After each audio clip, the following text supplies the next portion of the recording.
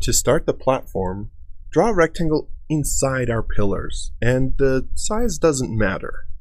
Now pull it up by 2 inches. Let's group this now. Triple click with the selection tool to grab it all, and through the edit or context menu, make this a group. We'll move this up with the move tool. Click somewhere on the top and make sure you are moving it in the blue axis and type 30 inches and hit enter. Rather than giving specific dimensions, this will be an exercise in inferencing. We can complete this platform accurately by referencing other geometry.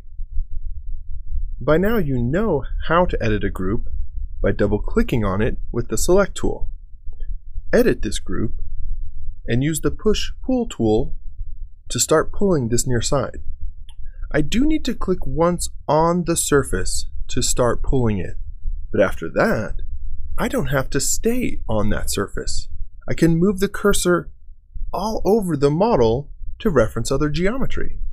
So I clicked on the platform surface to start pulling, but I'm going to end by clicking on one of these pillars. So the platform extends exactly to that side.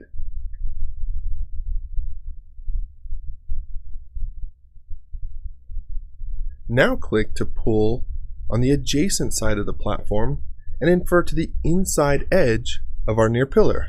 So again, we started pulling from the platform, but we'll click to end it on the pillar edge so we know it's lined up perfectly.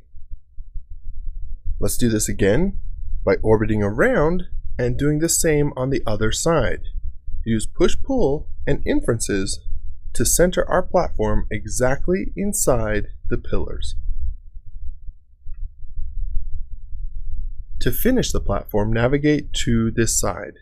Make sure we are still in edit mode and draw a rectangle using these intersection inference points. This splits the surface perfectly on the inside of the pillars so we can pull it out and again infer to the pillar for an exact distance. Do this on the other side as well and close out of editing the platform.